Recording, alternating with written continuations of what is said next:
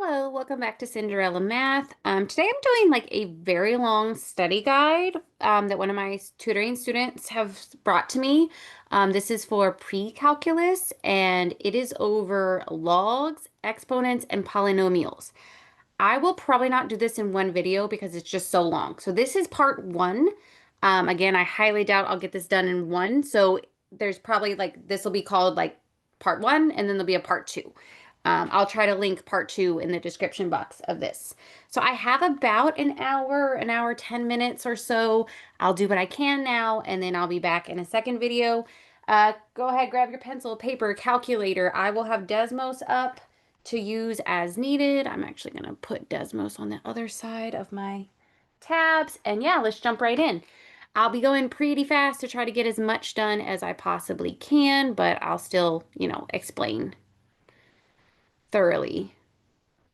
There we go. I like Desmos on the right. Okay. Let's see here. Number one, write the following in log. So write the word log. Put your pencil here. This becomes your base. So 2, do a loop, M, keep your equals, and finish. Log base 2 of M equals X. Or you can say log base 2, and you can put the M in parentheses. That's called the argument of the log. It doesn't super matter to me. Some teachers are pickier than others. Either way is fine. Number 2, write the word log, pencil, right there. So E becomes our base, loop, loop. Also looks like a little heart there. Now this one, log E, log base E, comes up so often in higher level math that becomes natural log, ln. I usually do a cursive L because I think ln sometimes can be mistaken as 1n if you do it in print, but you can do however you want. Anytime you get a log E, change it to natural log ln of y equals 9. This is definitely answer on this one. It needs to be the ln because log E is, by definition, natural log. Okay, let's go the other way. Down to number 3. This is a log. Turn it to exponential. Put your pencil on the base. Loop around. So this is 6 to the power 7. Keep your equal. And x. This does not tell us to solve, so just stop right there. Number 4, natural log has an invisible base e, okay? Like look back up at number 2. It was log base e, right? So natural log, anytime you see it, you put the little e in. You can even rewrite if you need to. Natural log has base e. There you go. I don't usually rewrite. I usually just slide it in. Put your pencil on the e, loop around. So this is going to be e to the power b. Complete your heart or your loop, however you call it. Answer, answer. Okay, you should be very comfortable converting back and forth, vice versa. We want that on the test, or if you're preparing for this test. If you're not preparing for a test, that's just a really good skill to have in pre-calculus and beyond. All right, now I think we're going to be evaluating here. Answer the following. Zoom in a little bit. A little bit more. All right, a to the log base a of x. Okay, a to the log base a, cancel. This is just x. Next one, log base a of a, 1. Y. A to the first is a. That's y. 7. A to the what is 1. Anything to the 0 is 1, right? A to the 0 is 1. And number 8, log base a of a to the x is what? X. Why? Because a to the x would be a to the x. So these top row here, this is all just properties. That a could be anything. Okay, those are just properties. Number 9, natural log of 1 is 0. That is just something you want to memorize. If you don't have it memorized, put it in your calculator. Natural log of 1 is 0. Number 10, natural log e. Technically, this has a little e. So you're really asking yourself, e to what is e? Well, e to the first would be himself. So the answer is 1.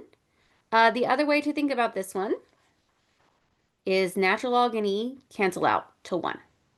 But technically, the first way I did it is actually better. There's a e to the what is e? 1. All right, now number 11, cancel out x. And again, y, there's a e to the what is e to the x. So e to the what is e to the x, x. And again, you can kind of think of it as just cancel. And same for 12, e raised to natural log, bye-bye, x. So this whole section here, 5 through 12, these are just rules. They're just properties of logs and exponents. Okay. 13 is just a rule as well. If log base a of x equals log base a of y, then x equals y. Basically, this cancels itself. Done. These are all just properties. There was really no solving going on there. Okay. Next section, evaluate. So this is actually solving here. But some of those properties that we just did will come into play. Okay. Number 14, log base root 2 of 16. So you can think of it like this. Put an invisible x here equals x, and then do our little loop. So root 2 to what power is 16? Well, we can rewrite root 2 as 2 to the half, yeah? So 2 to the half to the what is 16? Well, we know 2 to the fourth is 16, right? Because if you break down 16, that's 4 times 4, 2, 2, 2, 2. So we're going to say 2 to the half to the what equals 2 to the fourth. So the half and the what, let's call it x, need to be 4. So half x needs to be 4. Times by 2, the reciprocal, get it off, times by 2. X equals 8. So this one's just 8, not x equal. X we invented, but it's 8. Okay? Now, could you have done that differently? Yes. You could just do, if you're allowed a calculator, you can do the change of base. I'm going to call that COB, change of base formula. So if you're allowed a calculator, you can just do log of not the base, so 16, divide log of the base. And that should spit out 8. If you're allowed a calculator, that's fine. Okay. I will take that one to Desmos. You can do log or ln. I'll prove to you that both work. Log 16 over log square root 2. Why did that not work? Why is he mad? Oh, they don't want parentheses. Okay.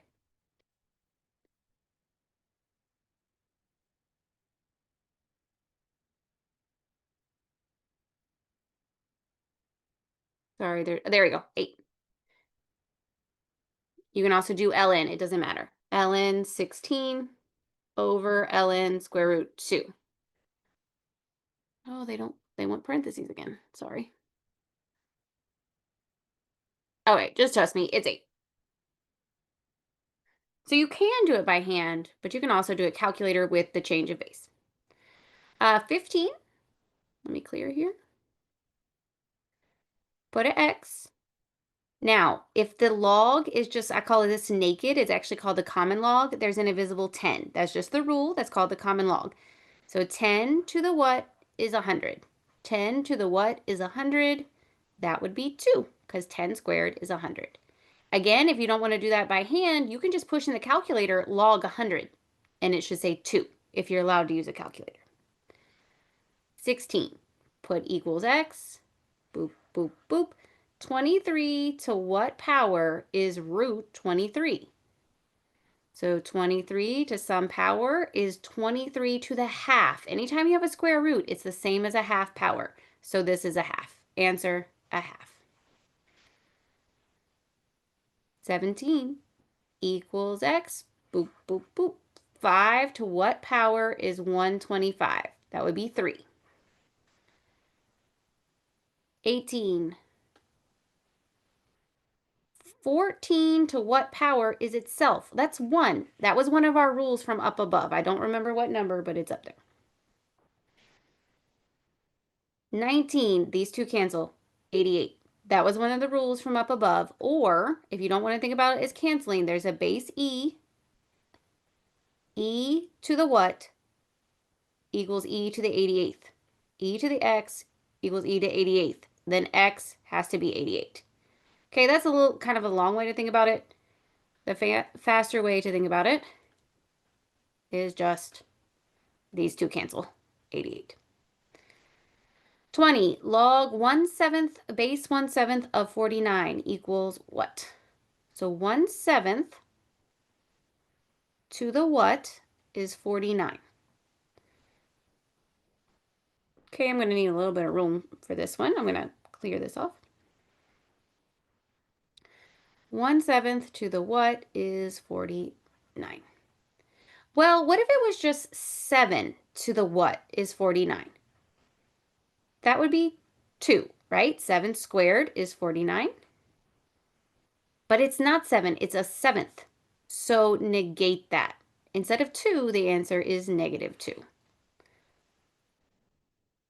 Right? And again, if you don't want to do that by hand and you're allowed a calculator, you can do the change of base. You can do the change of base on all of these.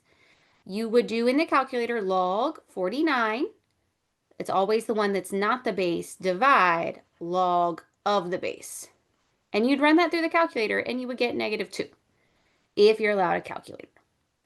I'll go back to the by hand way and explain why the negation works.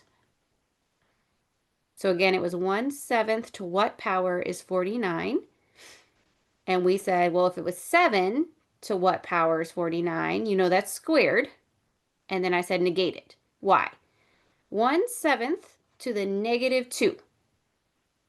Y'all know from Algebra 1 and Algebra 2 that if you have a negative power, you can put it to the bottom. So this would be 1 over 1/7 squared. So that would be 1 over 1/49. Put this like this. Keep, change, flip. So that's 1 over 1 times 49 over 1, which is 49. That's why it works. The answer is -2. I was just kind of showing you why it works. And finally, 21, the 5 and the log 5 cancel. This is just 71. That's a bad color, sorry. 71. Okay, that was one of the rules up above. All right, page 1 is done, yes? 1 out of 9 done. All right, condense or expand. Okay. So number 22, we are expanding.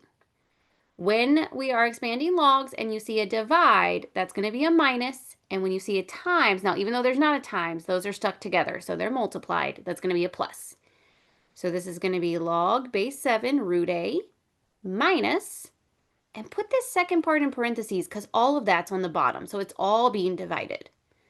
Log base 7b cubed plus, why plus? Because those are being timesed. Log base 7c squared. But that's not as expanded as this can go. Let's rewrite that root as a to the half. Anytime you get a square root, it's a half as the power. And now the rest is fine. But again, that's still not as expanded as it goes. You can pop all those powers down. I call this the popcorn rule. So this is going to be half log base 7 of a minus parenthesis, and then pop his power down, 3 log base 7b plus, pop this power down, 2 log 7c. And I would say answer right here. And again, I leave the parentheses because that's showing that that's all divided. I know it says subtract, but remember, subtract is divide. You could, if you really wanted to, distribute that negative. I personally like it this way, what I've got in that brown box, but I think also acceptable would be 1/2 log base 7a minus 3 log base 7b minus 2 log base 7c. I think that would be fine as well. I just like the parenthesis one better personally. Because that's, again, that's kind of telling me this whole thing should be on the bottom. Because again, you see a minus, but you really divide. Okay, that was the expanding. Let's now condense. 23. Okay. We're going to put all the powers back. So we're unpopcorning. So this 9 goes back and this quarter goes back. So now that's log base 2 x to the ninth minus log base 2 x squared plus 5 plus log base 2 x plus 1 to the quarter. Okay, when we see a minus, we are going to divide. And when we see a plus, we're going to multiply. Alrighty, so it's going to be log base 2 of x to the ninth divide x squared plus 5 multiply x plus 1 to the quarter. Now, I think you could leave it like this, but I think it looks a little bit better, a little bit more condensed if we do this. Log base 2, x to the ninth, and then right up beside it, x plus 1 to the quarter, all over x squared plus 5. I think that just looks better, and it's more condensed. I think this is correct. I think both of these greens are correct, or the quarter power is a fourth root. So you could say log base 2 of x to the ninth fourth root x plus 1 all over x squared plus 5. I think that would be fine too. Okay, so there's a couple different you could go with there. Alrighty. Solve. Okay, 24, we need to condense these logs. I see a plus, so we're going to multiply. So this is going to be natural log, this guy times this guy. So x minus 2 times x plus 2 equals natural log 7. Now that there's just one natural log on each side, bye-bye, bye-bye. And you can only do that once there's one. So that's why we couldn't do it from the jump. We had to condense. All right, so that's just x minus 2, x plus 2 equals 7. Let's FOIL these out. That would be x squared plus 2x minus 2x minus 4 equals 7. These cancel. Positive 2, negative 2, bye-bye. So we have x squared minus 4 equals 7. Let's add 4. X squared equals 11. Take the root, take the root. X equals plus or minus root 11. But with logs, we do have to check. We have to check for extraneous, and logs can only input positive. So I think positive root 11 minus 2 is going to be okay. Root 11 is like, so root 9 is 3. Root 16 is 4. So root 11 is in between 3 and 4. So that would be positive. That would be positive. Okay. And how about the negative one? So negative root 11 would be in between negative 3 to negative 4. So this one would be negative. Actually, they both would. So the negative answer is not good. Final answer here is just positive root 11. Okay, I'm going to do all the log ones first. So that was 24. And again, we threw out the negative. It was extraneous. 27, please. 27. Again, we can't start this yet. I see a plus, so we're going to multiply. So this is going to be log this times this. So x times x plus 1 equals log 20. Cancel, cancel. And you have to only can do that on once. So that's why we had to condense first. So it's x plus 1 equals 20. Distribute. X squared plus x equals 20. Move over. X squared plus x minus 20 equals 0. Factor however you like to factor. There's a 1, there's a 1. That would be negative 20 and 1. I'd use the magic x method. If you use another method, go for it. Multiply here, add here. What if you had $5, spend 4? Yep. Yeah. So that would be x plus 5, x minus 4, set to 0, set to 0. So x is negative 5 and x is 4. But again, we have to check. Negative 5's out because this would be log negative 5 and logs can't input negatives. So he's out. The 4 should be okay. So again, we did have an extraneous. Always check your logs.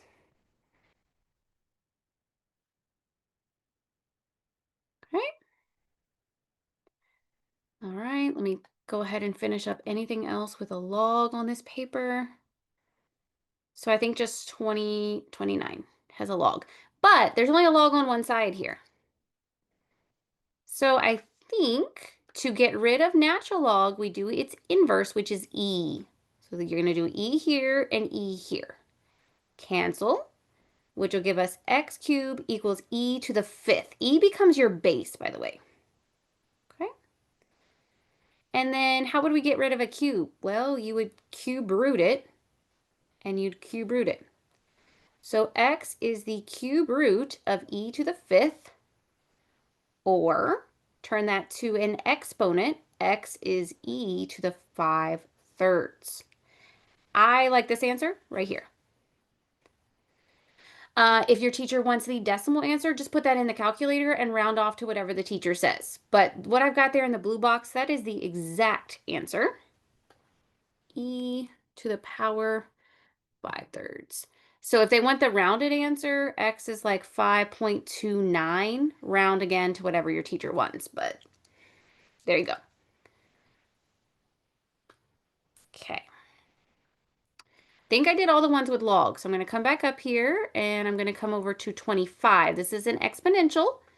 We want the base to be the same. So we want the 9 and the 3 to match. Well, wait, hold on a second. We know 9 is 3 squared. Okay, so let's do that. Let's change 9 to 3 squared. We're allowed to make that substitution. This x is still there. And then the other side is fine. Cancel, cancel. And we can only do that once the bases are the same. So now we just have 2x equals 4x minus 1. I'm going to minus 4x. Negative 2x is negative 1. Divide negative 2. And x is a half.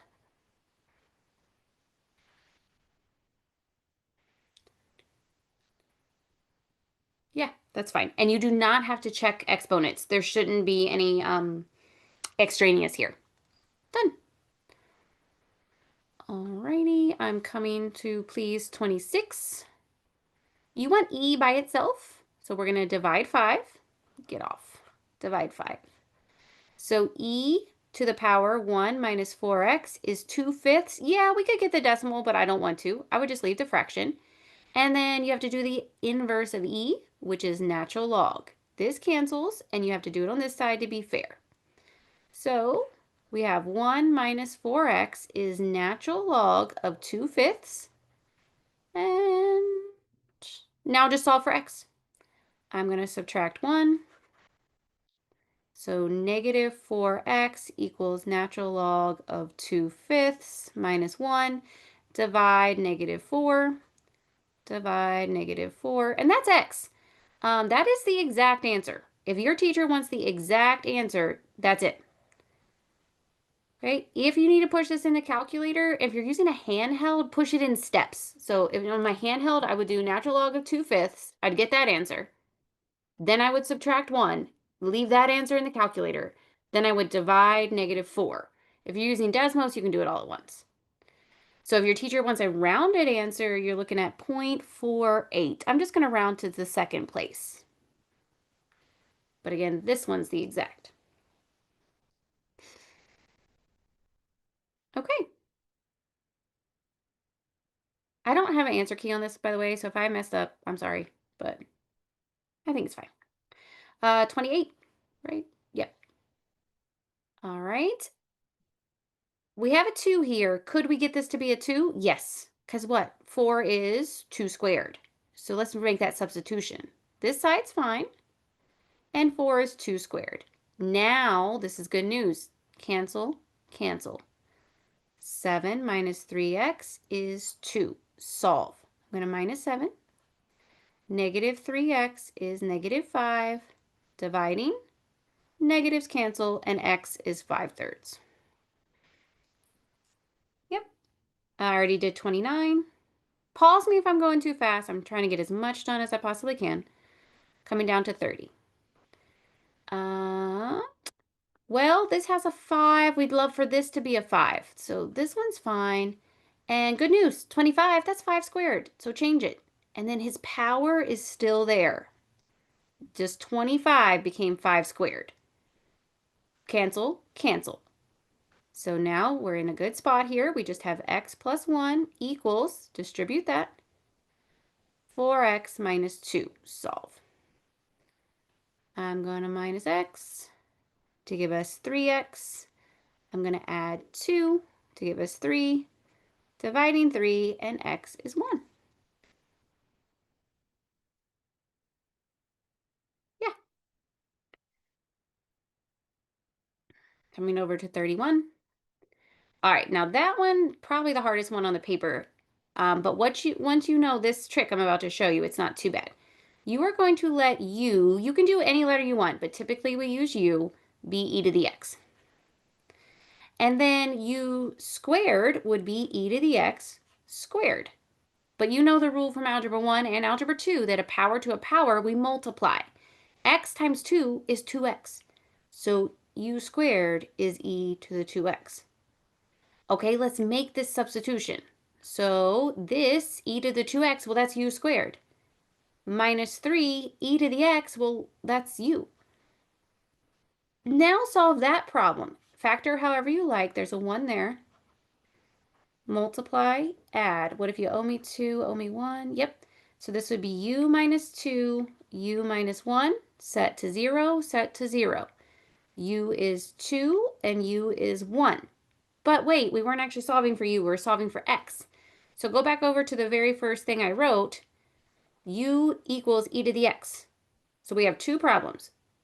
2 equals e to the x, and 1 equals e to the x, because those were our u values. How do you get off e? You do natural log. Bye-bye. Natural log. So x is natural log 2, natural log, bye-bye, natural log. X is natural log 1, but this was a rule on our very first paper. Natural log of 1 is 0. So this x is just 0. Two answers. X is 0 and natural log 2. I would leave the natural log 2. That is the exact answer. If your teacher doesn't want the exact answer and wants the decimal, just push natural log 2 in the calculator, and that gives us 0.69. But I would leave the natural log 2. Okay, so you're going to make that u substitution and then take it from there. Okay, that is tricky. Watch that one a couple times if you need to. 32. Can we turn this to a 4? No. So what we're going to do, I'm going to get some paper for this one, is you're going to log both sides. You can do the regular log or you can do the natural log. I'm going to do the natural log, but it doesn't actually matter. So you're going to do natural log on this side and this side. Why? Because according to the rules of logs, we can pop this power. That's that popcorn rule. So this is x natural log 4 equals natural log 5.71. Divide natural log 4. Divide natural log 4. So the exact answer is natural log 5.71 over natural log 4. Usually we do go ahead and push those in the calculator. And if you did just regular log, it would work the same. I'm getting x is 1.26 rounded.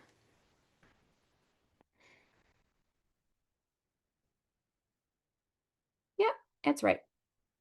Okay, second page done. Alrighty, show all work, include units. Find the accumulated value of the investment of $10,000 for 5 years at an interest rate of 5.5. Okay, so our principal is 10,000, our time is 5, and on the rate, always turn it to a decimal. So bump, bump. So our rate is 0.055. Because most calculators don't have a percent button, so we just always turn that to a decimal. Okay, I'm going to do part B first.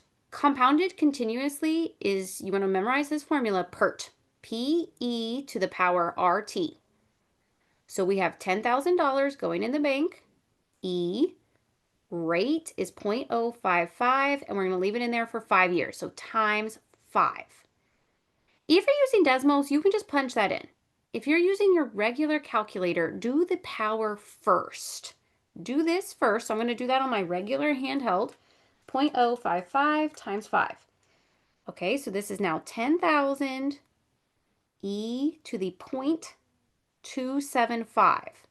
And now punch that in. 10,000 e to the power 0.275. It's money, so round off to the hundredth or the cent. So I'm getting 13,165.31 rounded. That's how much you'd have in 5 years. That was part B. I did that first because it's easier. Semi-annually. How many times per year is this happening? Twice. That's a bad color, sorry. Twice. Think of some stores have like a semi-annual sale twice a year. So this formula, if it's not continuous, is this. P 1 plus R over N to the power NT. This twice is our N. N is how many times per year it's happening. So we're still putting in 10,000. 1 plus 0.055, the rate, over 2, that's the semi-annual, to the power 2 times 5, the N, which is 2, times the time, which is 5. Okay, go ahead, do that power. You probably just do that in your head. So this is 10,000, 1 plus 0.055 over 2 to the 10th. Okay, now if you're on a handheld, and the reason I'm having you do it in steps is because of years of practice with people. Most students on a handheld, they'll just type it wrong if they do it all at once. And the handhelds are very picky. If you're in Desmos, just put that in how you see it. But on handheld, do this first and put this one in like parentheses. So on my handheld, I'm doing 1 plus parenthesis 0.055 divide 2, close the parenthesis, just the inside. And I'm getting an answer, and I'm leaving that in the calculator. I'm taking that answer to the 10th power. I am leaving that in the calculator, and I'm timesing by 10,000. So I'm doing it in like 3 steps. I know it's annoying, but it helps people get it right. Final answer I got is $13,116.51, one rounded. So it looks like option B will yield you just a little bit more money. Not by much, but a little bit. Okay, again, if you're doing that in Desmos, you're just going to put it in. So I'm going to pop to Desmos real fast. So that was 10,000, 1 plus 0.055 over 2 raised to the power 2 times 5. 2 times 5. Yep, that's what I got. And the other one was PERT. It was 10,000 e to the power of 0.055 times how many years? 5. Yes. Okay, just handhelds don't usually work out as well because the order of operations in the handheld. So just be careful. Take it in steps if you're doing handheld. Yep, we were right. Okay. All right, suppose you have this. Okay, so you have basically the same question as above. You're seeing which one's better. So you're going to do this over 7 years. So that's our time. Here's your principal. Let's call the first one option A. Your rate is 6.5%, and you're going to do that compounded quarterly. So your rate is actually 0.065, because again, we turn it to a decimal, bump, bump. And quarterly, so our N is 4. If something happens quarterly, you're doing it 4 times a year.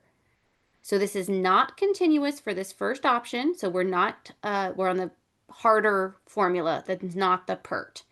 It's this one that we just used. Okay, we're putting in $15,500. That's our principal. 1 plus 0.065 over 4. That's the quarterly to the power 4 times 7 because we're leaving the money for 7 years. On your handheld, go ahead, 4 times 7. You probably just know that one in your head. If not, push it in the handheld. That's 28. Okay, and then on the handheld, do the inside, not the power. So on the inside, we're doing 1 plus parenthesis 0.065. Push with me. Divide 4. And that should be 1.01625. Now raise that to the 28th power. Leave the answer in there. Times that by 15,500. So I'm getting this option, you would have $24,341.50. Always round to the cent. Okay, option B. B is continuously at 6%. So your rate is 0.06 because you always go bump up. The time is all the same and the money's the same. So this one continuously is PERT. So you still have your principal, e to the rate, which is 0.06, and for 7 years. On the handheld, do that power first. So this is going to be 15,500 e. Do this first. That's 0.42. Now you can push in. So 15,500 times e to the 0.42, round off. I'm getting that this option is 23,590.40. And again, on Desmos, you can just punch it through. So here's option 1, 15,500, 1 plus 0.065 over 4 to the power of 4 times 7. Yep, there's the first one, 24,341.50. Yep. And here's the second one, PERT, 15,500 e to the power 0.06 times 7 and 23,590.40. Yep. So Desmos is like obviously the superior calculator, but I know some teachers don't allow that. So if you're doing your handheld, just be very careful. Do it in steps. Make sure you can do it right now on your handheld. Pause me and make sure you get these answers, that you're punching it right. Because I'd hate for you to miss a question just because you're not punching it quite right in the calculator. Take it slow in the calculator, baby steps. Okay. Alrighty. We have a exponential growth model. We're going to do y equals a times b to the t, or k to the t. I'm going to use k because this is what this particular student was doing when I was working with them. But if you do b, it's fine. All right. In the year 2000, this was the population. And in the year 2050, it's supposed to be this. Use the exponential growth model. T is the number of years after 2000. Find the exponential growth function that models the data. So in 2000, this was the population. So that was 0 years. That's when they started, right? Because T is the years after 2000. When it's actually 2000, no years have passed. And the population was 6.04. We are in millions. So this is our time since 2000, and this is our population. In 2050, so that would be 50 years after the year 2000, the population is supposed to be about 10 million. Okay. And we can change this y to be population. I'll change it to p. It doesn't really matter. Let's use that first point. So population, so 6.04 is a times k to the 0, because that's the time. Anything to the 0 is 1. We already talked about that on the first page. So this is basically gone. This is a. So our a value is 6.04. So now let's write the formula again. We have, let me get some paper here. Okay. We have population equals a times k to the t or b to the t, doesn't matter. So population is 6.04 times k to the t. But now let's use the second point. So the population is now 10 million, 6.04 k to the 50th. Divide. Leave that alone. It's not pretty. Just leave it. Equals k to the 50th. Okay, we want to take the 50th root. 50th. Okay, in your handheld, put this in parentheses. I'm going to go to Desmos. I'm going to hit the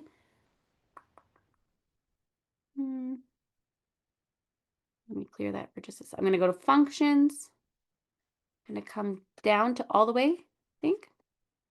Nth root, and I'm doing 50th root of 10 over 6.04. There we go.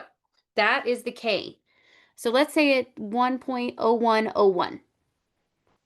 I'm going to keep a couple decimals because I think it keeps it more precise. So the K is 1.0101. And we know it's going to be bigger than 1 because it's a growth.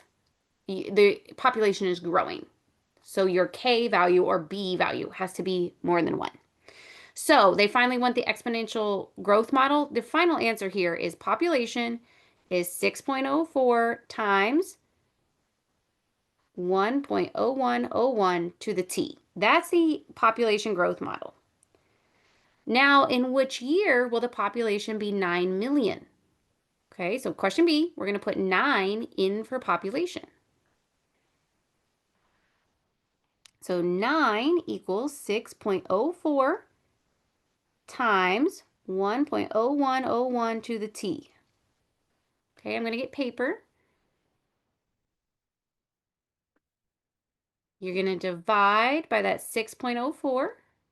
So we have 9 divides 6.04 equals 1.0101 to the T. And I'm going to move the 9 divide other junk on the bottom. There we go. Now this, we can't just take the teeth. That's what that actually would be called, the teeth root. That it's not going to work. Okay. So we're going to have to turn this to a log. So let's write the word log. I'm actually going to do natural log. It doesn't matter. No, I'll write, actually, no, I'll do log. Log. Pencil right here. So he's going to be our base. Loop. And I haven't divided that because I know it's going to be ugly. Loop. Okay, let's use the change of base formula. You could do log or natural log at this point. So I can't put this in a calculator. Well, I can in Desmos, but your handheld you can't. So use the change of base. So this would be log of not the base divide log of the base. So in my handheld, I am doing log parenthesis 9 divide 6.04 close parenthesis divide log 1.0101. And I get that T is 39.68. Okay. If you're on Desmos, just push it. Log of 9 over 6.04. Oops. Divide log 1.0101. There you go. 39.68. But they're saying in what year? So they started this in 2000. So do 2000 plus this. So at about 2039, or I think you could go to 2040 if you round. Somewhere in there, we expect the population to be 9 million. So you could probably get away with 2039 or 2040. I think both are fine. Okay, next page. Prehistoric cave paintings were discovered. The paint contained 15% of the half-life. Oof. All right, I'm going to come back on that one. I am just really bad at half-lives. I got to think on that one. And I have to look up this one. I'm going to skip this page. I don't know Newton's law of cooling. I'll have to look that up. So again, there's going to be a part 2 on that. I will come back on that on part 2. All right. Graphing polynomials. To me, this is more fun. All right. Use a graph. Okay. I'm trying to get it all in. Okay, it's just AB. List the zeros. Okay, so where does it hit? Hits here. So that's at -1. So x equals -1. Hits here, which is at 2.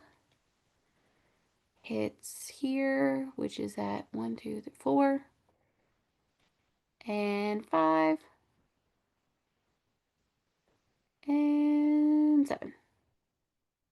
Woo! So he has 1, 2, 3, 4, 5. Yep, 1, 2, 3, 4, 5. And now we have to state the multiplicities. If it bounces, it has an even multiplicity. So this very first one on your left-hand side bounces. So this has even multiplicity. I guess we're just going to go with 2, but technically it's just even. So I guess we'll go with a multiplicity of 2. So we'll go multiplicity of 2. And then the next one, I'm going left to right, just crosses. So this would be odd. I guess we're going to go with 1. Multiplicity 1. This just crosses. We'll go with multiplicity 1. cross, cross. I think the only one that bounced, so the only one that has a even multiplicity is the first one. Okay, so remember zeros, by the way, are also called roots. They can also be called solutions, and they can also just be called x-intercepts. Those are all interchangeable synonyms. Write the equation. Okay, so undo all these x equals. So the -1 would come back over and be x plus 1. This 2 would come back, it's squared, because we said it had a multiplicity of 2. The 2 would come over and be x minus 2. The 4 would come over and be x minus 4. The 5 would come over and be x minus 5. The 7 would come over and be x minus 7. Put f of x because it is a function. Answer. I don't think you need to FOIL that out or anything. I would leave it right there. -1. I'm just checking. 2, 4. Yeah, that looks fine. Okay, that one's done. All right. Okay. Now here, they've given us, oops, sorry. They've given us the function and we need to do a bunch of stuff. All right. This has a negative leading coefficient and then count up the degree. So this has 1x. This is twice, so 1, 1, 1.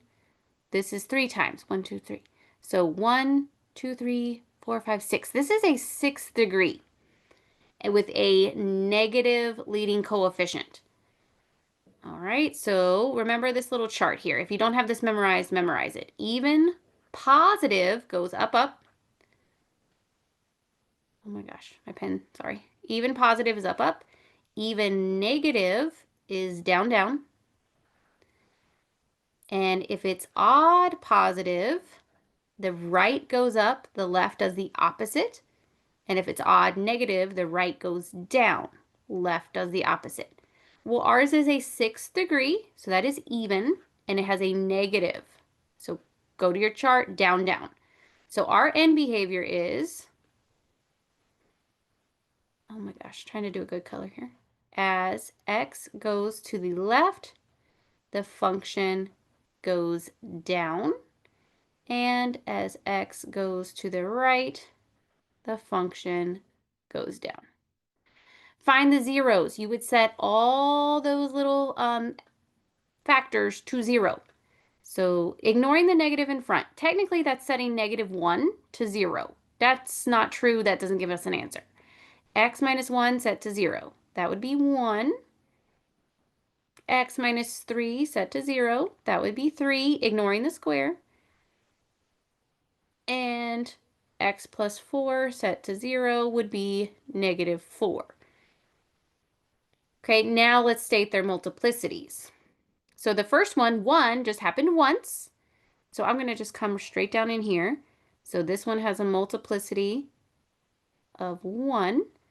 The 3 happened twice, so the multiplicity of 2. And the -4 happened 3 times, so multiplicity of 3. All right, I'm going to do C off to the side in green. Find the y-intercept, plug in 0. So this is negative 0 minus 1, 0 minus 3 squared, and 0 plus 4 cubed. Okay, so negative, -1, -3 squared, 4 cubed. So negative, negative, so 1. -3 squared is 9. 4 cubed is 64. 9 times 64. Oh my, okay. 576. That's the y-intercept. So that's, you would write it as plug in 0, pop out 576. I'm going to do that in my calculator real fast. Negative, parenthesis, 0 minus 1, parenthesis, 0 minus 3 squared, parenthesis, 0 plus 4 cubed. Yeah, 576. That's right. So you won't get that on the graph. Our graph does not go up to 576. But what we will get is the zeros of 1, and that's going to cross because this is odd, so cross. A 0 of 3, so here, and that's going to bounce. And a 0 of -4. 1, 2, 3, 4, and that's going to cross. Odd multiplicities cross and evens bounce. And we know we're down on both sides from question A. So this is a cross, bounce, cross. Okay, cross. And then the y-intercept's like way up here. Bounce, cross. And that's not perfect, but something like that. Arrows on both sides, and you can see that the end behavior is down on both sides. And the y-intercept's like way up here. Yeah. All right, I'm going to just take a picture of that one, do it on Desmos.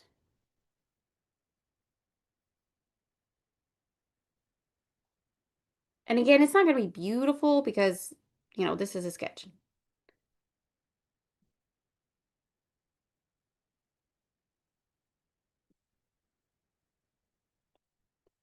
All right.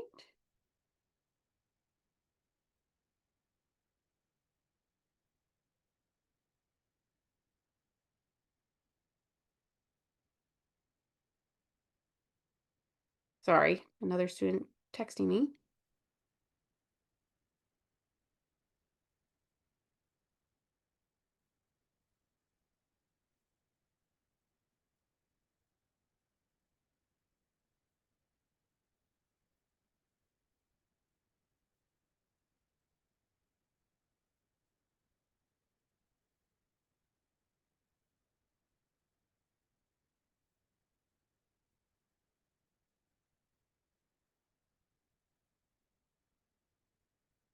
Okay, sorry about that. All right, going over to Desmos. All right, I took a picture of this. So this is negative x, x minus 1, x minus 3 squared, x plus 4 cubed. Okay, so, yeah, it's fine. Something like that.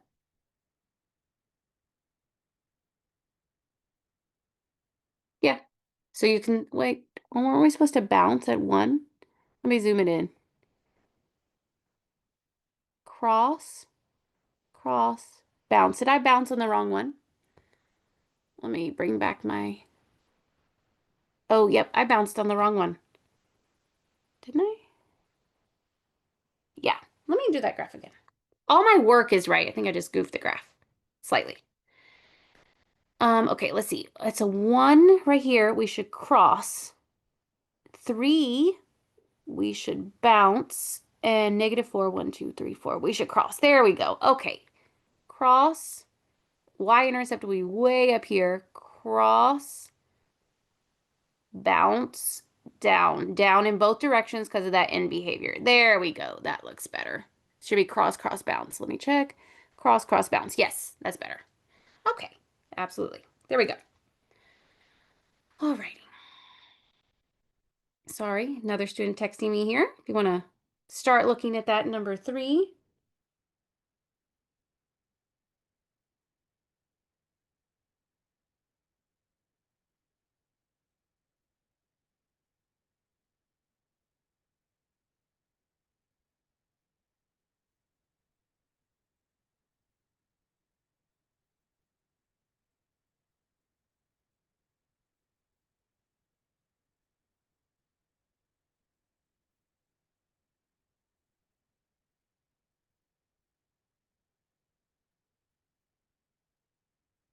Okay. Use the leading coefficient test to determine the behavior. Okay, so same thing we just did. This is positive. That's an invisible 1, and its power is 3. So we have an odd positive. That means it's going to go up on the right, opposite on left. So as x goes to the right, the function will go up.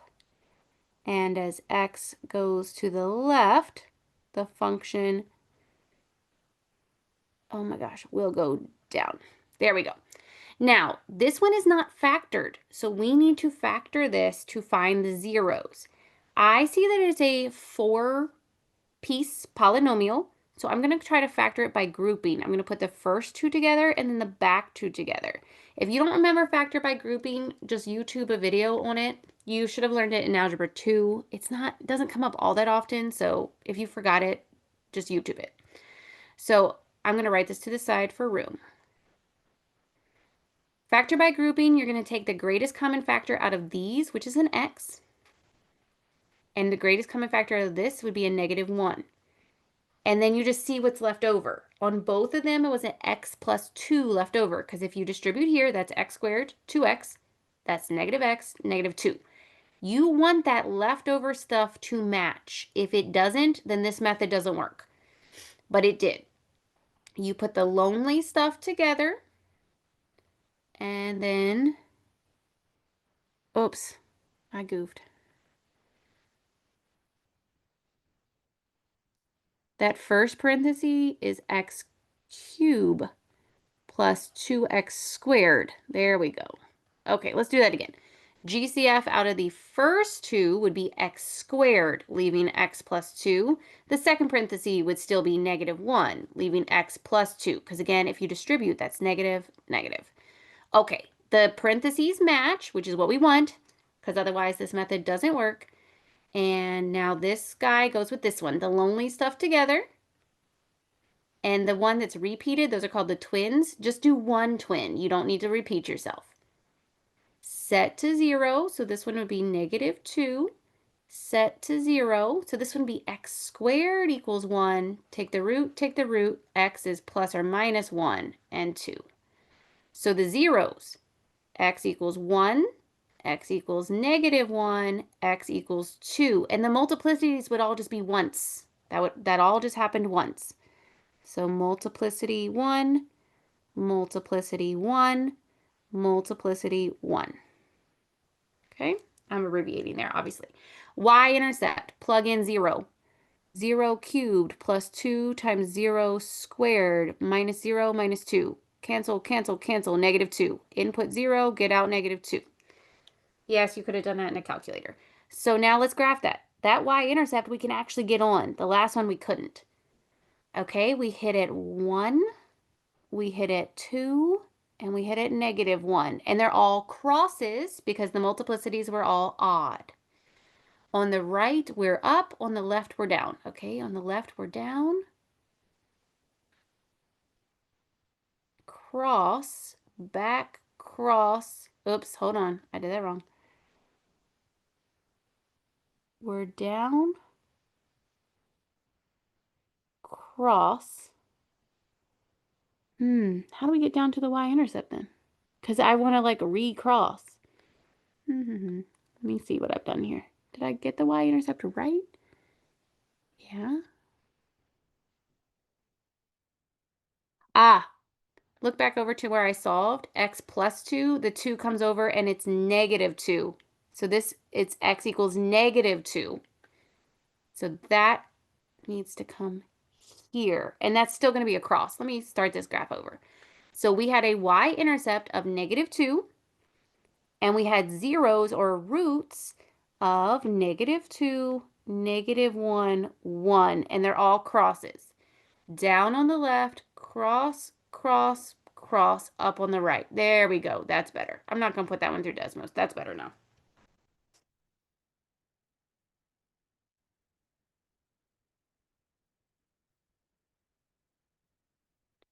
All right. 1 second. I'm going to pause the video for a second.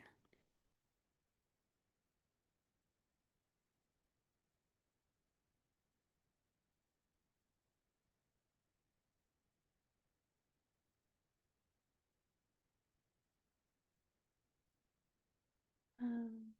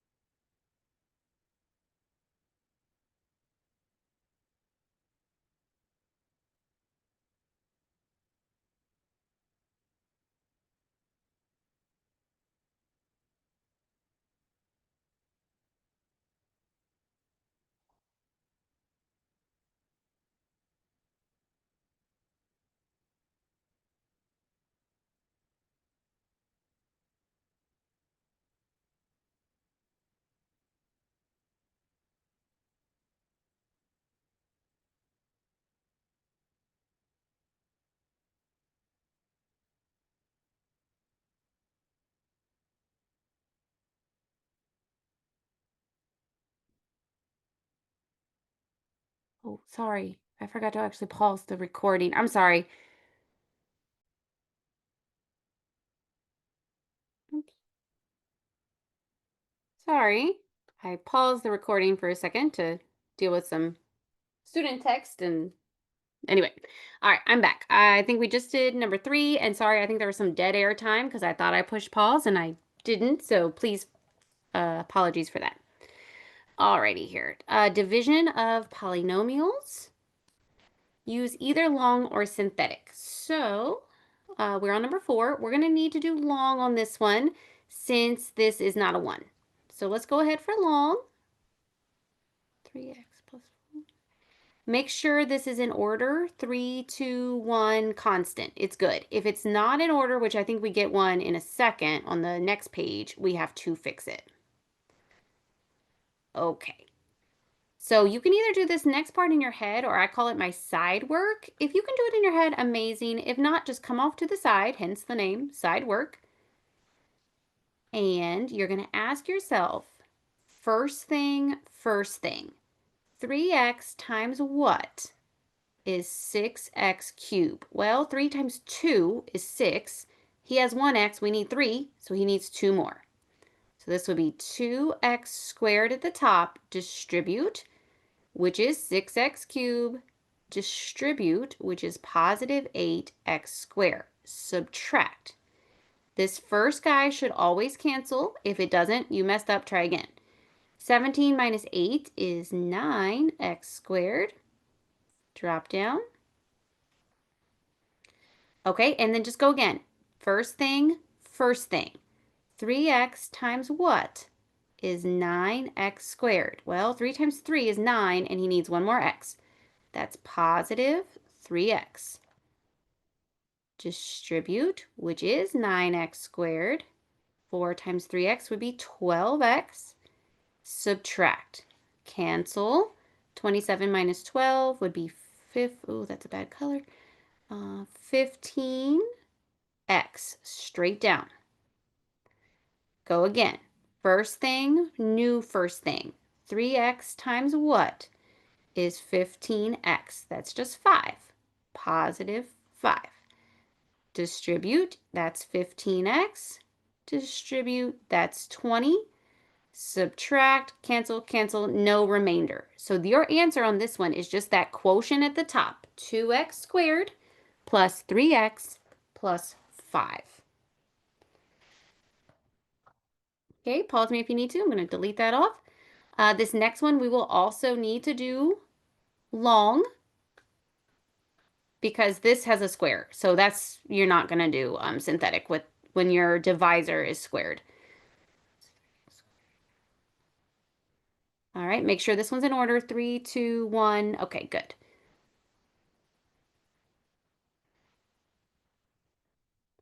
All right, and again, let's scratch this off. Side work. Or do it in your head. Either way. This. Coming to the side in brown. 3x squared times what would be 6x cubed? Well, we need 2. We need one more x. 2x. That is 6x cubed. Go here. That's negative 2x squared and negative 6x. Subtract. Be very careful on the subtracting. This is where people mess up. 6 minus 6 is gone. This is 13 minus negative 2. Even write that to the side if you need to. 13 minus negative 2. That would be minus minus turns to plus. That's 15x squared. And then again, this is negative 11 minus minus 6. Negative 11 minus minus 6. That would turn to plus. Negative 11 plus 6 would be negative 5x. If you don't want to do that in your head, put it in the calculator. Drop down. Okay, watch those minus minus. And now let's just repeat our process. 3x squared into this one. So 3x squared times what is 15x squared? Well, that would just be 5. Positive 5. Distribute. That would be 15x squared. Negative 5x. And negative 15. Subtract. 15 minus 15 is gone. That next one is negative 5 minus negative 5. That turns to plus and cancels. And the last one is negative 15 minus negative 15. That turns to plus and cancels. So no remainder. And again, if you don't want to do that in your head, just put those integers through your calculator. And your final answer should just be that quotient of 2x plus 5.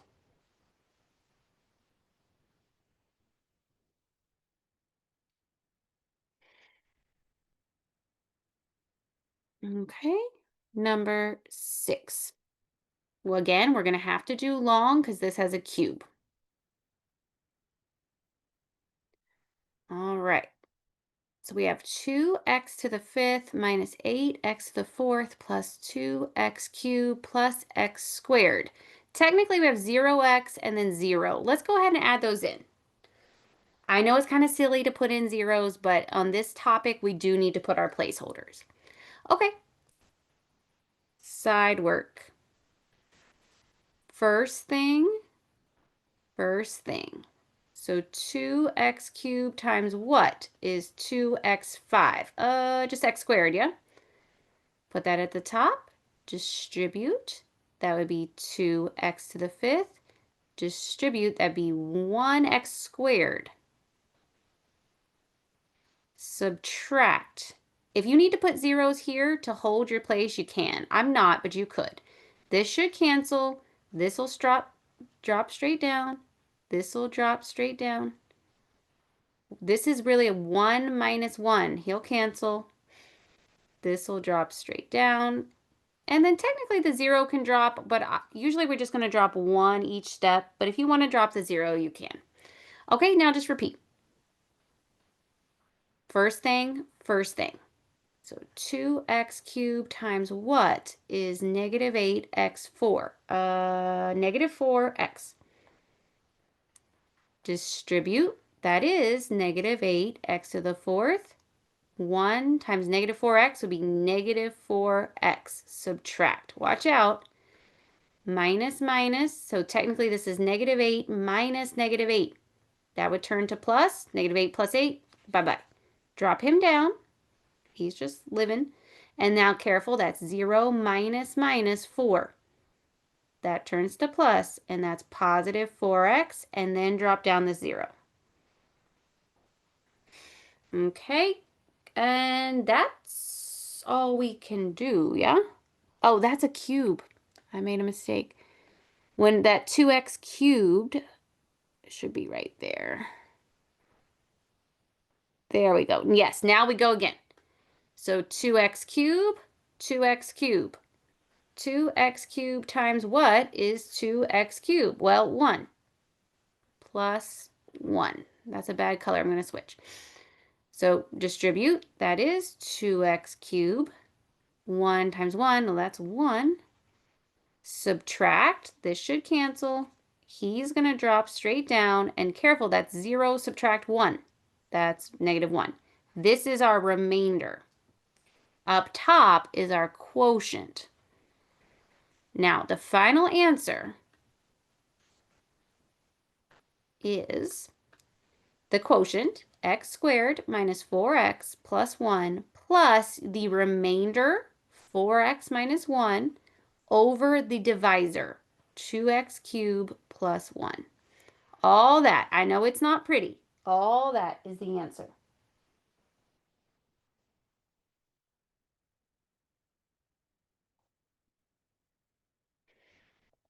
Alrighty. Number 7, we can do synthetic. Why? Because this has a 1 and this is a 1. Finally, we can do synthetic. You're going to set this baby to 0. Move that over. That's negative 5. Put that in the box. Take your coefficients. Make sure they're in order. 2, 1, nothing. Yep. Okay, they're in order. Now just take the coefficients. 3, 7, negative 20. Drop down. Multiply by the box. Add. Multiply by the box. Add. That seems like a big remainder. Let me just check my arithmetic. Yeah, I think it's okay. So this is your remainder. This is a constant. Give him an x. So your answer is 3x minus 8 plus a remainder of 20 over the divisor. She's not pretty, but that's okay.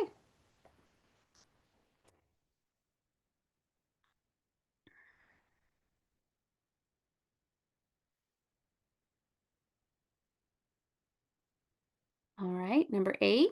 Again, we can do synthetic because this is power 1 and a 1 coefficient. Set that equal to 0. That would be 2 in the box. 3, 2, 1, nothing. Okay, they're in order. So now just take the coefficients. Let me fix that 2. He's ugly. 5, -6, 3, 11. Oh, and I had a cancellation, so that's why the video is continuing. I think I can get this all in one video. I just need to like look up those formulas for the word problems that I skipped. So anyway, I think I can get this all in one take now. So I don't think there'll be a part 2. Drop down, multiply by the timeout box, so that's 10. Add, that's 4. Multiply, that's 8. Add, that's 11. Multiply, that's 22. Add, that's 33. Again, I'm just going to check my arithmetic.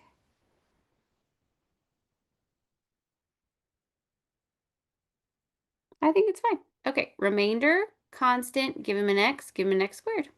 So answer would be 5x squared plus 4x plus 11 plus 33 over x minus 2, always over the divisor. And number 9, can we do synthetic? Yes, we can. Technically, this is x plus 5. It's fine that they're switched. There's a 1, there's a 1. So this is a candidate for synthetic. Set to 0, this would move over, and we've got -5. Now, watch out on this one. This is what I was talking about on the last page. This dividend is not in the right order. We need to fix that. So this is really should be x4 minus 5x cubed minus 5, no, positive x squared minus 5x, and then see how it doesn't have a constant? It goes 4, 3, 2, 1. We need a constant, so it's technically 0. There we go.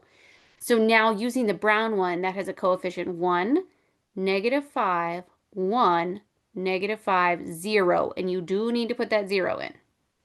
Now we're ready. Drop down, multiply, add, multiply, add. Ooh, 51 times 5. Ooh, that's -255, which would be -260. Ooh, multiply. That would be positive 1275. Ooh, goodness. Let me check my arithmetic there. I'm making sure I fixed it correctly. Yes. -5. So add, that's -10. Yeah. I think it's okay. So answer, this is your remainder. This is your constant. He gets an x. He gets an x squared. He gets an x cubed. So x cubed, you can put the 1 or not, minus 10x squared plus 51x minus 260 plus remainder of 1275 over 5 plus x. That just looks bad, but I don't think it is. Give me 1 second, I'll check it.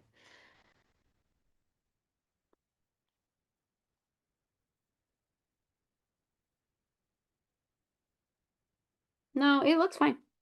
Good, it's fine. All right. Use the intermediate value theorem to show that this polynomial has a real zero. Oh my gosh, I'm tired, I'm sorry. 0 between 1 and 2. Okay. So we're going to get f of 1 and f of 2.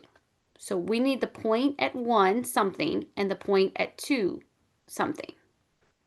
So plug in 1 into this function. So f of 1, so it will be 1 to the 5th minus 1 cubed minus 1. So that's 1 minus 1 minus 1. So that's 0 minus 1. So that's -1. Okay. And now let's get f of 2. So that's 2 to the 5th minus 2 cubed minus 1. So that's 32 minus 8 minus 1. So that's 24 minus 1. So that's 23. I think I'm going to put that one through the calculator.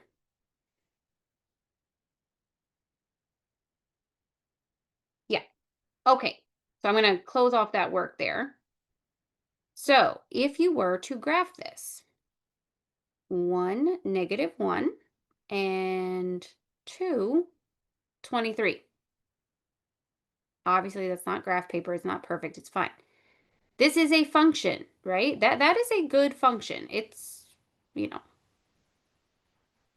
I don't know where the zeros are. Well, we do know where the zeros are. This is a smooth function. It is a continuous function. So you would have to be do, do, do, do, do, do, do, and it would go here to here, right there. You are guaranteed a root or a zero. I think it says zero, same difference between 1 and 2. Why? This y value here is negative. This y value here is positive. Since this y value changed from negative to positive, or it would also work if it was positive then negative, doesn't matter, as long as it's a change, you are guaranteed a root. You have to cross the x-axis to get to the next point. So that is showing. So since y values changed signs,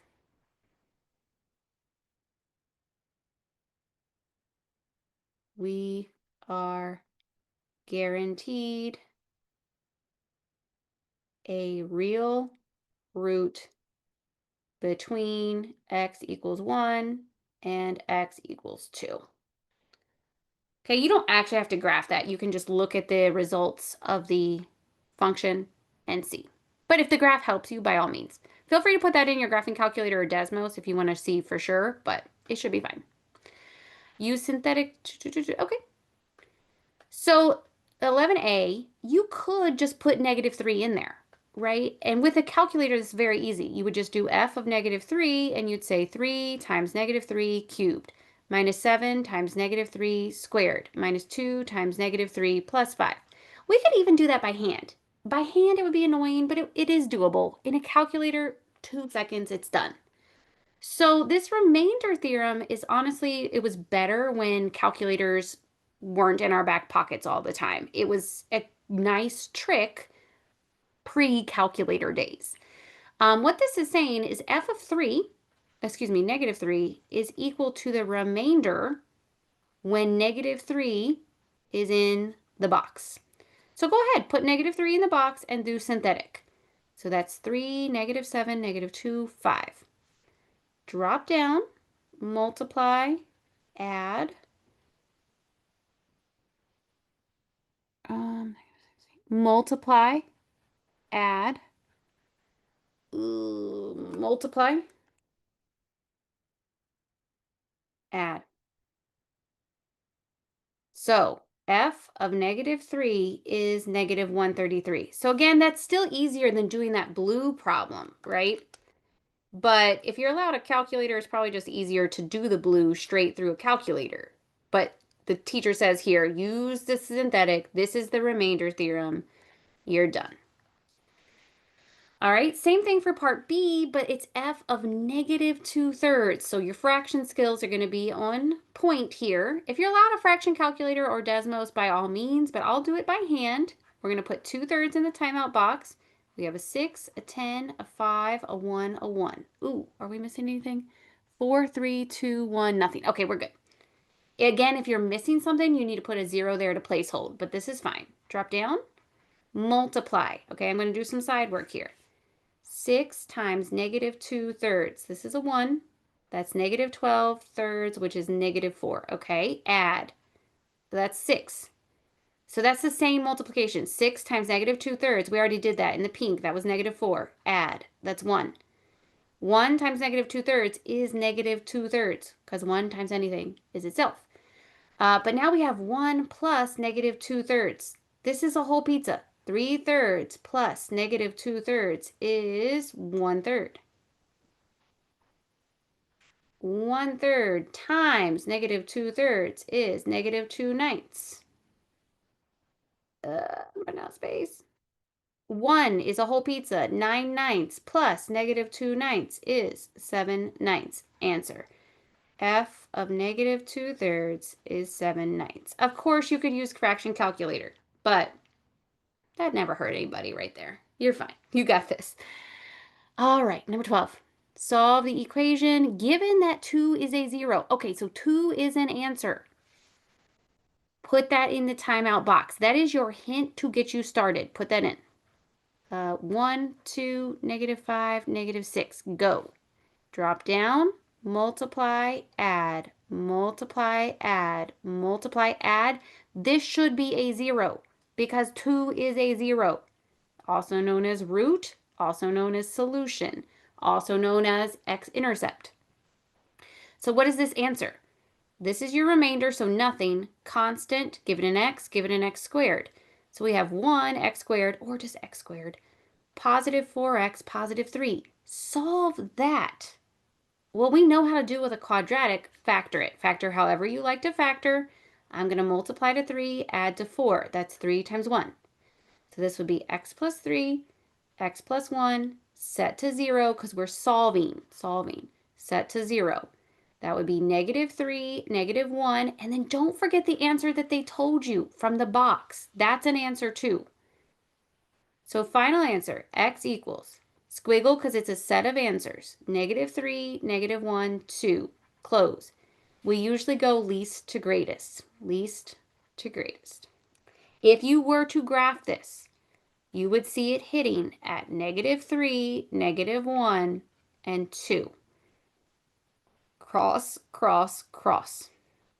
So you can check that, especially if you're allowed to use Desmos, you could very easily check it. And if you're on just your like TI, you can check it too. It's just more annoying on the TI. Don't forget the answer they started you with. 13. Okay, again, same question pretty much, but they've given us 1 as our starting. Put that in the timeout box. So 1 is an answer. 1. And we have 6, -11, 6, -1. Drop down, multiply, add, multiply, add, multiply, add. You better get 0, right? 1 is a 0. If you don't, you messed up. What's left? This is your remainder, constant x squared. So we have 6x squared minus 5x plus 1. Factor however you've been taught to factor. I call this a cheating one. What can multiply to 6 add here? Well, -3, -2, that'd be positive. Yes. So that's x minus 3, x minus 2, but this is a cheat. That multiplying of 6 is not really supposed to happen, so divide 6. If you do this part differently than me, it's fine. Reduce your fractions, if you're doing it my way, set to 0. So this would be a half, a third, and don't forget the answer that they started you with, 1. Least to greatest, a third, a half, 1. If you graph this, you would see it, here's 0, so it'd be just a smidge off 0, a third, a half, 1. And they would cross. Yeah, that's not great, but that's how you would check. A third, a half, 1. It should probably go up from there, but it's fine. Okay? They started you off. Don't forget the one they started you off with. On the next question, we just need to list the possible. This is called the rational root theorem or the rational zero theorem. You're going to take your constant, list all the factors of 6. Well, 1 times 6, 2 times 3. Put commas in between because it's a list, and I recommend, you don't have to, but I recommend going least to greatest. And then you're going to divide by the factors of the leading. So it's always the constant divide the leading, okay? What are the factors of 3? Well, that's 1 and 3. And now divide that list. 1 divide 1 is 1. 1 divide 3 is a third. Keep going. 2 divide 1 is 2. Sorry. 2 divide 3 is 2/3. Keep going. 3 divide 1 is 3. 3 divide 3, well, 3 divided by 3 is 1. So don't write that. We already have it in the list. 6 divide 1 is 6. Oh, that's such a bad color. 6. 6 divided by 3 is 2. Don't write that. That's already in the list. Give every single one of these a plus minus. That's just the rule. If this has good answers, it is from this list. Put commas in between because it's a list. You don't actually have to solve. They're not asking you to solve. They could have. it would have taken a hot minute. That's all they want. The list of possibilities. Possibilities. Okay? Let's do that again on B. You take the back number. It does not matter that it's negative. Just ignore the negative. It's fine. So 6, what is the factors? 1 times 6, 2 times 3. And take your front number, which is 1. That's awesome. What's the factors of 1? 1. Divide. 1 divide 1 is 1. 2 divide 1 is 2. 3 divide 1 is 3. 6 divide 1 is 6. Give everybody a plus minus. That's all you have to do there. There is your list of possibilities. We're not saying those are answers. They're possible answers. Okay. These are hard here. I worked these earlier with my student. They're probably the hardest ones on here. Okay. Find the nth degree polynomial that meets those conditions. Okay, n is your degree. So this is kind of worded bad. Put a line right there. So we are talking a third degree polynomial. And these are the answers. 1 and 5i are zeros. So x already equaled 1 and x already equaled 5i, but hold the phone. I's always come in pairs, so x also equals negative 5i.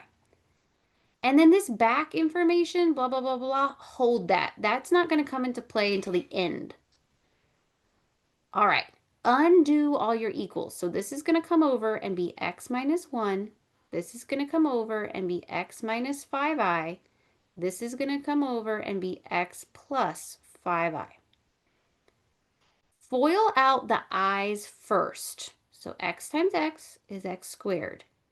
This would be plus 5ix minus 5ix minus 25i squared.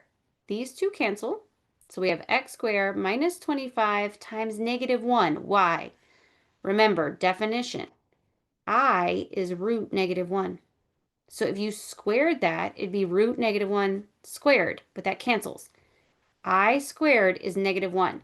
If that's not already in your memory bank, get it there. So this is now x squared, negative times negative is positive 25, and then drop this one down. That's still there. FOIL those. X cubed plus 25x minus x squared minus 25. Put that in the order we like. If you need any of this work, get it now or pause me. I'm going to put that in the order we like. So descending x cubed minus x squared plus 25x minus 25. You would be done if it wasn't for that condition I have underlined in yellow. This we now have to mess with. We're not guaranteed that this is like 1x cubed. It could be something else. So technically this whole thing could have a factor of a in front of it. We don't know. So that condition there in the yellow box will help us figure it out. So we are now using that. It says f of negative 1 is 104. So put in negative 1.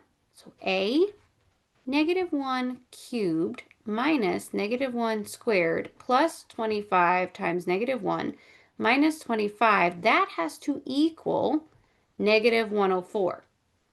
I would just put this puppy right through the calculator. Unless you're really strong with your mental math, I would just do it in a calculator. It's negative 52. So we have a times negative 52 equals negative 104. Divide. A is 2. So our final answer is f of x equals 2 times that third degree polynomial that we already had. I think you could leave it like this. If you really want to, go ahead and distribute that 2. I think this is also fine to say 2x cubed minus 2x squared plus 50x minus 50. Either way, check, check. Okay. We got one more of these, and I hate to tell you it's even harder. Okay, B. Okay. This is going to take a lot of paper. You might need even like a whole paper. Not lying. This is also a third degree. Up in the directions, it was nth degree. Well, n is 3. Again, block that off. That could get confusing. This is a third degree. That means at the end, it's going to be an x cubed, just like the previous one. And then wait, they told us some answers. 6 and 5 plus 2i are zeros. So x already equaled 6, and x already equaled negative 5 plus 2i. But wait, I always comes with its buddy. So that's going to be x equals negative 5 minus 2i. And again, we've got some extra info. Hold that. That's going to come at the end. Okay? Reverse this. So this is x minus 6. Reverse this whole thing. You're going to subtract that whole thing. So it's going to be x subtract negative 5 plus 2i. I know you're asking me why is it subtract? It just is. Trust it. Okay? And then again, you're going to subtract this whole thing. So that's going to be x minus blah, blah, blah. Yes, double parentheses. I know it looks like hot garbage. I know. Foil the I stuff so carefully. X times x is x squared. X times negative that parenthesis. So that'd be negative x, that parenthesis. Under x times negative that parenthesis. So that'd be negative x times that parenthesis. And then under again, negative times negative. So positive parenthesis times parenthesis. Okay. And then you still have this, which just ignore him for a second. All right, we're working with the big garbage. Okay, I'm going to stretch myself out here. So that's x squared. Distribute, so that would be positive 5x. Distribute, that would be positive 2ix. Distribute, that would be positive 5x. Distribute, that would be negative 2ix. Distribute, that would be, well, we're foiling that actually. That would be 25. Keep foiling. Positive 10i. Keep foiling. Negative 10i. Keep foiling. Negative 4i squared. There. All right. We're continuing to drop down x minus 6. He's fine. We have x squared. 5 and 5 makes 10x. 2ix minus 2ix. Bye-bye. Okay, we have 25. He's fine. And 10i minus 10i. Cancel. And then we have minus 4, negative 1. Anytime you see I squared, that is a rule. Memorize that. Anytime you see I squared, it's negative 1. Okay. That is going to be x squared plus 10x plus 25 plus 4. So that's now x minus 6, x squared plus 10x plus 29. You should not have any i's left at this point. If they did not all cancel out, let's restart. Okay? Now I'm going to pause me if you're still copying any of this down. I'm going to just take the problem from there. I'm going to rewrite that at the top of my work so I have room. We've got x minus 6 times that. Okay, we're going from there.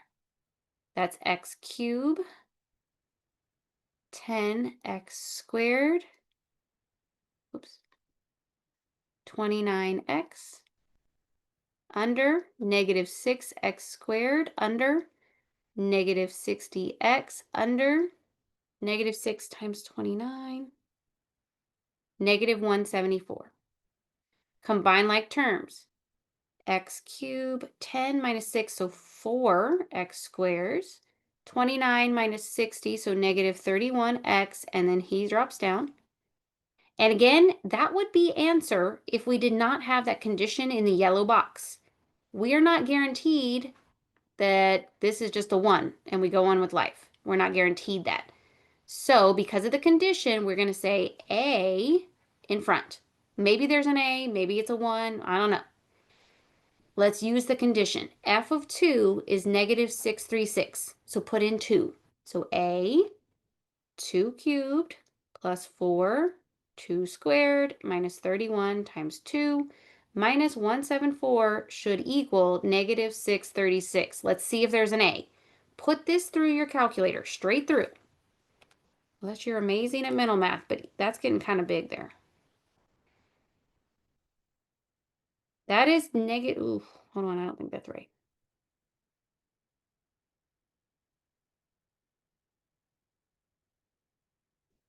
Negative 212, there we go.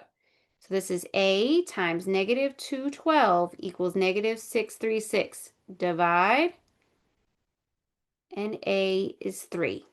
Answer, this is a function, 3 times what we had, which was x cubed plus 4x squared minus 31x minus 174. I think that is fine to leave it like that, or distribute the 3 and get 3x cubed plus 12x squared minus 93x minus 522. Okay, let me check something on that one.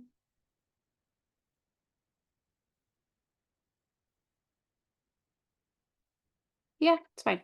Answer. Last page, and then I need to go back to those word problems I skipped. Descartes real assigns, and it's only 2 of these. So you're just seeing on these the number of positive and the number of negative real zeros.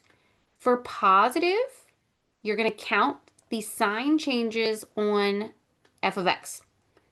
So see how this is a 1? That's a positive. That's a positive, that's a positive, that's a positive. Did this change? P, P, P, P. No. We have 0 positive real zeros or roots or solutions, whatever. Now you're also going to do f of negative x. So everywhere you see x, give it a negative x.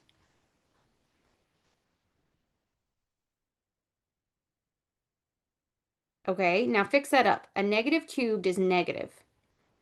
A negative squared is positive. Plus a negative is negative.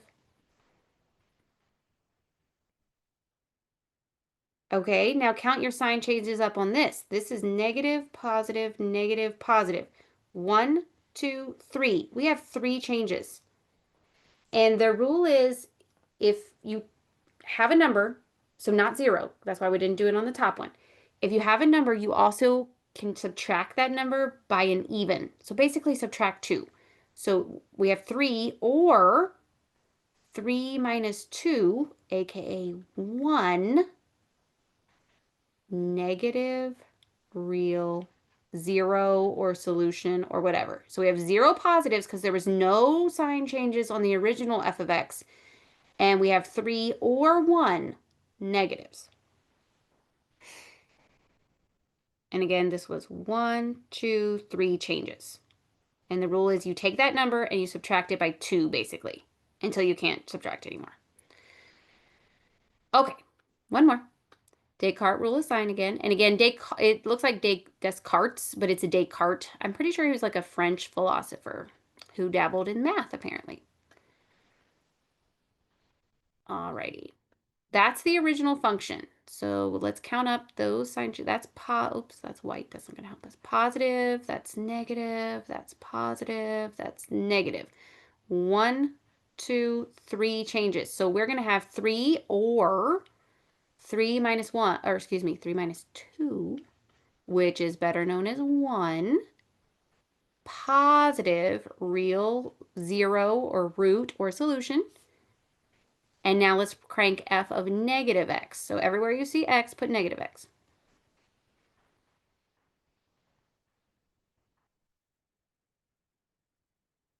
Okay. So a negative cubed is negative. A negative squared is positive. Positive times negative is negative. This looks better in the front. Okay, let's count these sign changes. This is negative, negative, negative, negative. No change, no change, no change. 0, negative, real. zeros, or roots. Okay, Descartes' rule of signs it's kind of cool, but it's not that important. All right, don't stress that one too much. Okay, I just need to go back to the page I skipped.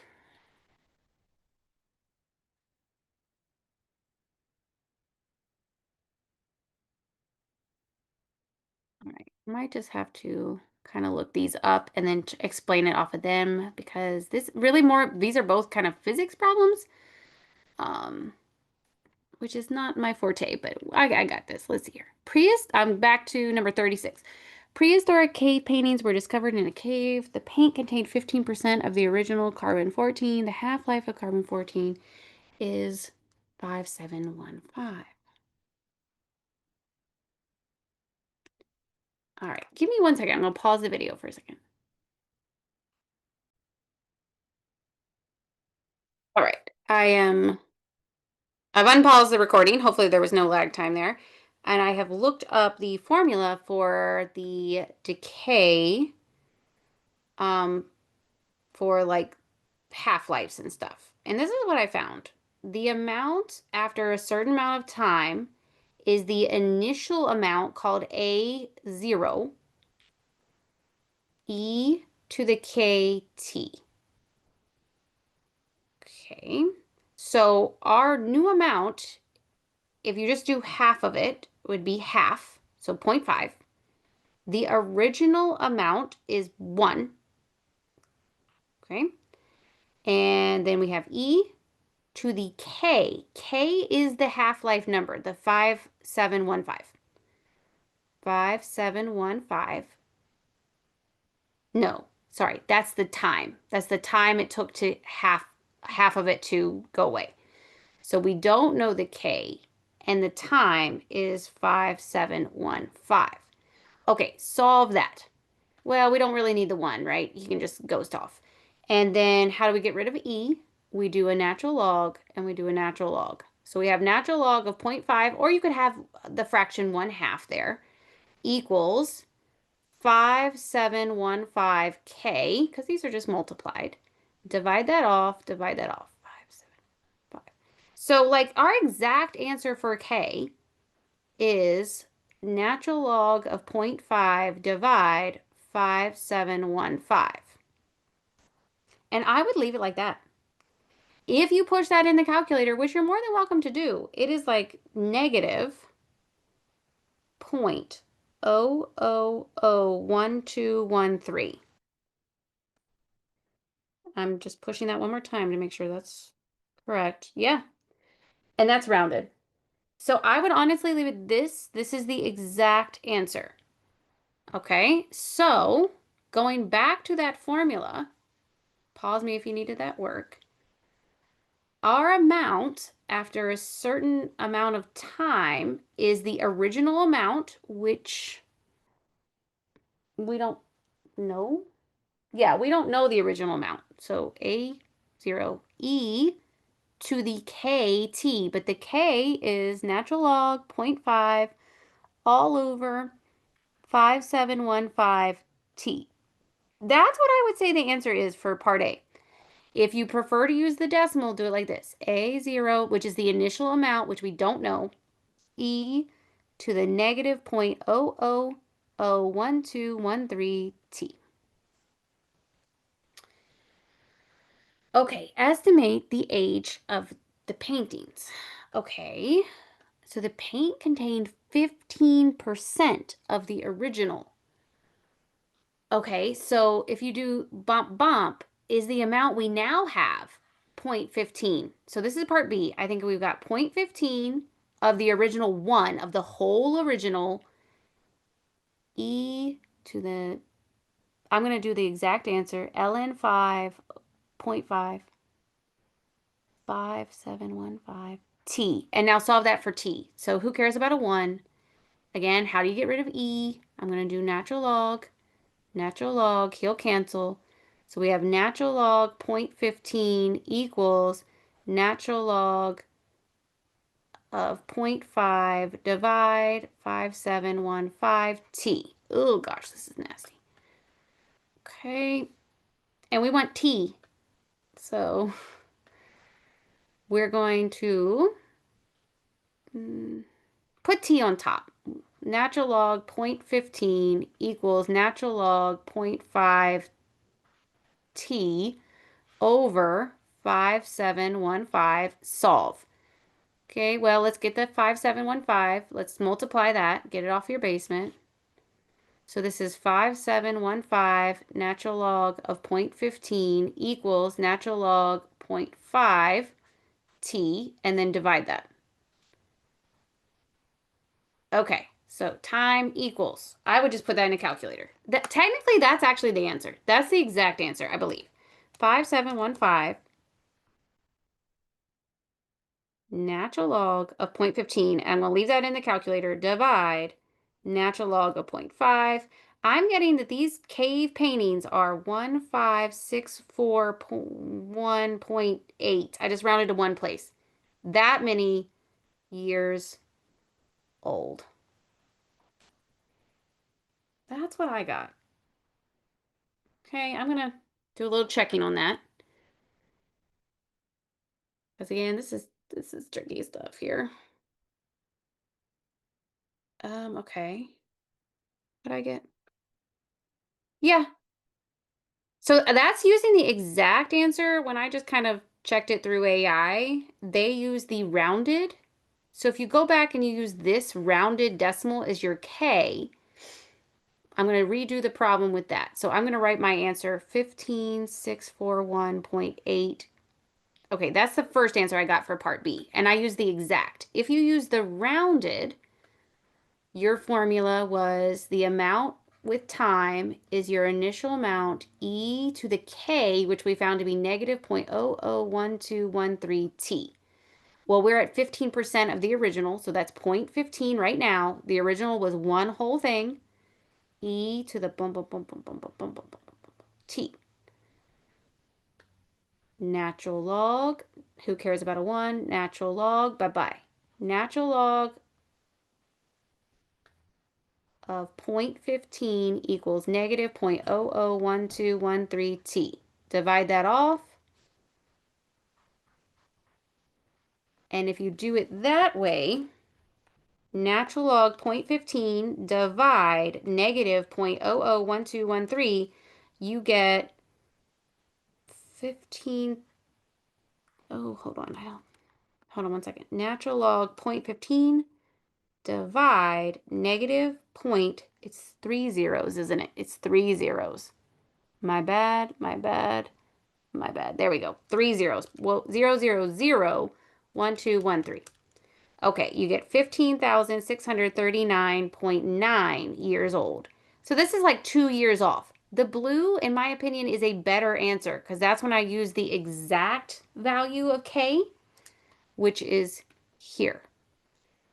It just depends on how exact you want to be and how uptight the teacher is. Okay, but now I did it both ways. All right, enough of that one. Now we have Newton's law of cooling. I need to look this one up real fast. A bottle of juice has a temperature, blah, blah, blah. It's put in the refrigerator. After 10 minutes, use Newton's laws of cooling. What is the temperature? When will the temperature be 50? Okay, there's just a formula for this that I do not have memorized because, again, it's kind of more of a physics problem, but it's fine. Let me find that formula here.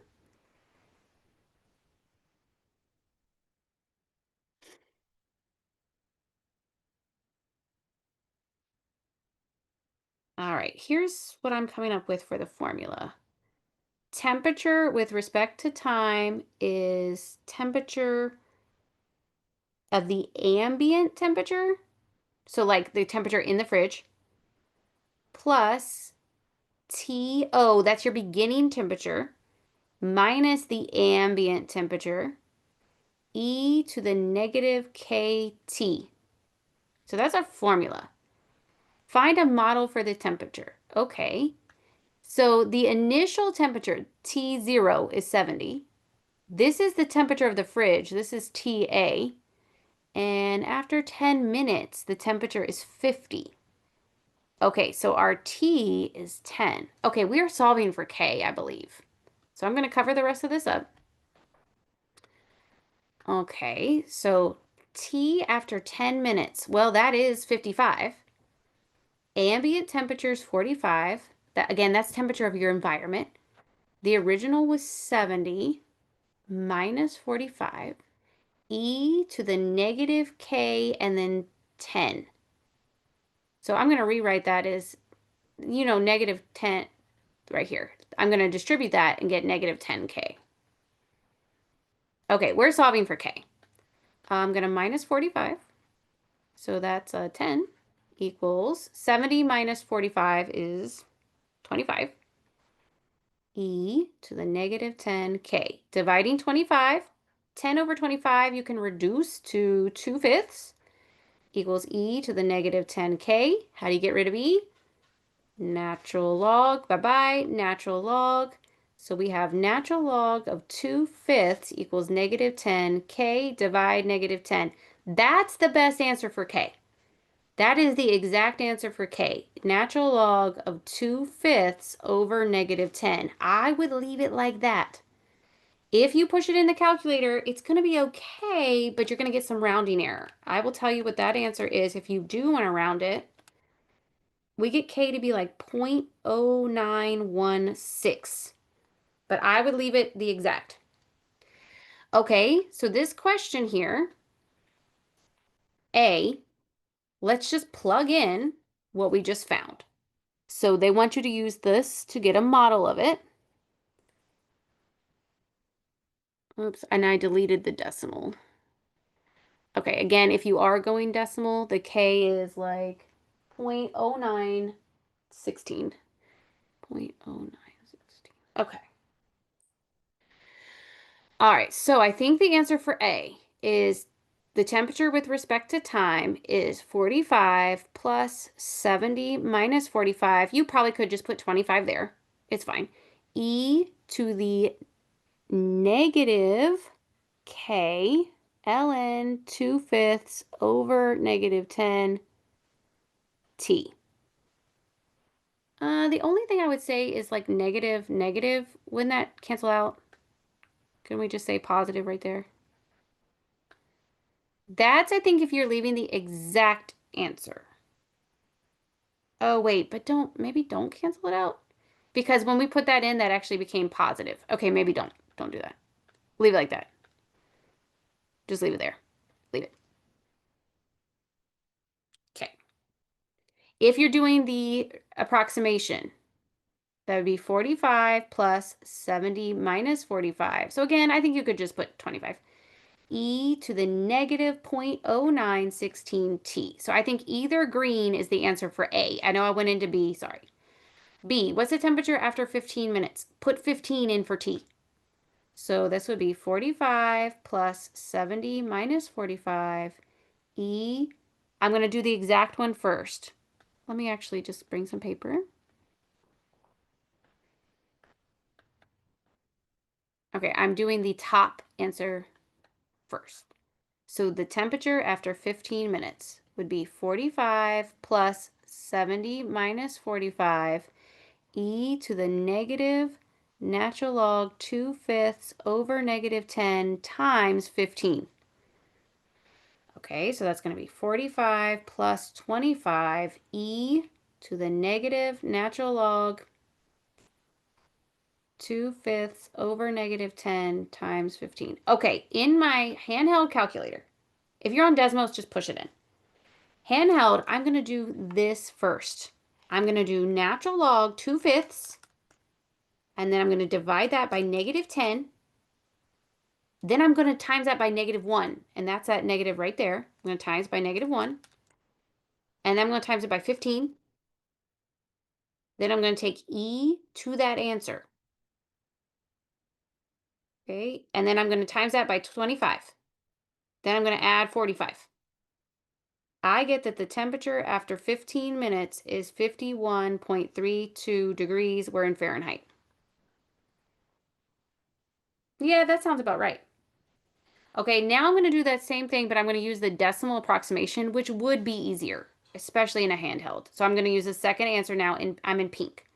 So the temperature after 15 minutes would be 45 plus 70 minus 45, so 25, e to the negative 0.0916 times 15. I would do the power first on a handheld.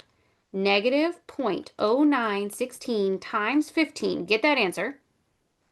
So this is now 45 plus 25 e to the negative 1.374. And now just push that. 45 plus 25 e power negative 1.374.